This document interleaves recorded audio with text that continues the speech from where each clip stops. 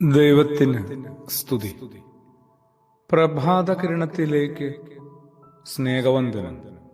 ഭാഗം 2222.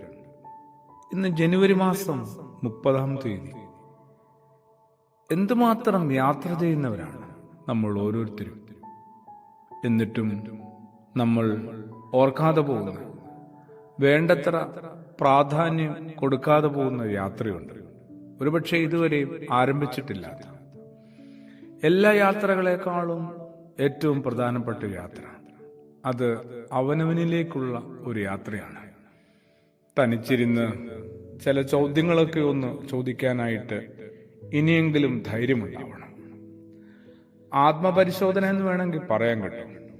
പക്ഷേ അത് ഇന്ന് തന്നെ നടത്തിയാൽ നാളത്തെ കാര്യങ്ങൾ കുറെ കൂടി നല്ലതാവും. സ്വന്തം ജീവിതത്തിലേക്കും അവനവന്റെ ഭൂതകാലത്തിലേക്കും ഒന്ന് തിരിഞ്ഞു നോക്കുമ്പോൾ നമുക്ക് നമ്മോട് തന്നെ കരുണയും സ്നേഹവും ഉണ്ടാവുന്നുണ്ട്. കുറച്ചൊക്കെ സഹതാപം തോന്നണം, അലിവും തോന്നണം. ഒരു കുഞ്ഞിനെ കാണുന്നത് പോലെ സ്വയം കാണാൻ കഴിയണം. എവിടെയൊക്കെയോ വീണുപോയിട്ടുണ്ട്. ഇടർച്ചകളിൽ നിന്ന് പിന്നെയും എഴുന്നേറ്റ് നടന്ന് ഇവിടെ വരെ എത്തിയല്ലോ. അതൊരാശ്വാസമാണ്. തെറ്റിലേക്ക് തെന്നിപ്പോയിട്ടും ശരിയിലേക്ക് തിരികെ എത്താനുള്ള ആഗ്രഹം ബാക്കിയുണ്ടല്ലോ.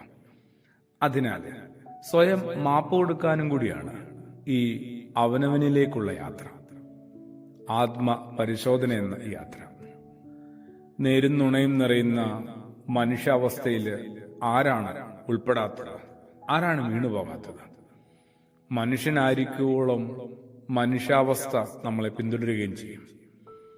ഓരോ ഇതളുകളായി ആയുസിന്റെ പുസ്തകം നമ്മുടെ മുന്നിലുണ്ട്. അത്രയൊന്നും മികച്ചതല്ലാത്ത പേജുകളുണ്ട് ഇതിനകത്ത് നിരവധി. ഒന്നുകൂടി മറച്ചു നോക്കാനായിട്ട് നമ്മൾ ആഗ്രഹിക്കാത്ത അധ്യായങ്ങൾ. സത്യമെന്ന് ഉറപ്പിച്ചു പറഞ്ഞ എന്തുമാത്രം നുണകളുണ്ട്. ഉള്ളിലെ കുറ്റപ്പെടുത്തൽ പോലും അവഗണിച്ച് വരുത്തിവെച്ച വിനകളോ അതേറെയാണ്. അഹന്തയുടെ പൊയ്മുഖമണിഞ്ഞ നേരങ്ങൾ, കുസൃതി എന്ന് പേരിട്ട ക്രൂരതകൾ എന്തുമാത്രമുണ്ട്. അകമഴുകി കേടുവന്നപ്പോഴും പുറത്തു മാത്രം പുരട്ടിയ വില കൂടിയ മണമുള്ള അത്രകൾ, മനുഷ്യരെ കരയിപ്പിച്ച എന്തുമാത്രം ചെയ്തികൾ, ആദരിക്കേണ്ടവരെ നിന്ദിച്ച എന്തുമാത്രം നിമിഷങ്ങൾ, ആർജവമില്ലാത്ത നിലപാടുകൾ. എത്ര കണ്ണീർ വീഴണം നമ്മുടെ പ്രാർത്ഥനകളിൽ. കാരണം ഇങ്ങനെയൊക്കെ ആയിട്ടും ഇപ്പോഴും ആ സ്നേഹനാഥൻ നമുക്ക് കാവലായി നിൽപ്പുണ്ട്, നമ്മളെ കരുതുന്നുണ്ട്, വഴി നടത്തുന്നുണ്ട്.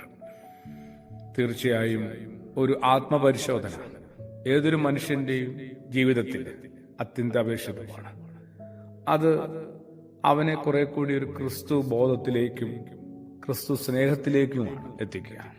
അതെ, കാവലായി ക്രിസ്തുയേശു ഉണ്ടല്ലോ. ആമേൻ.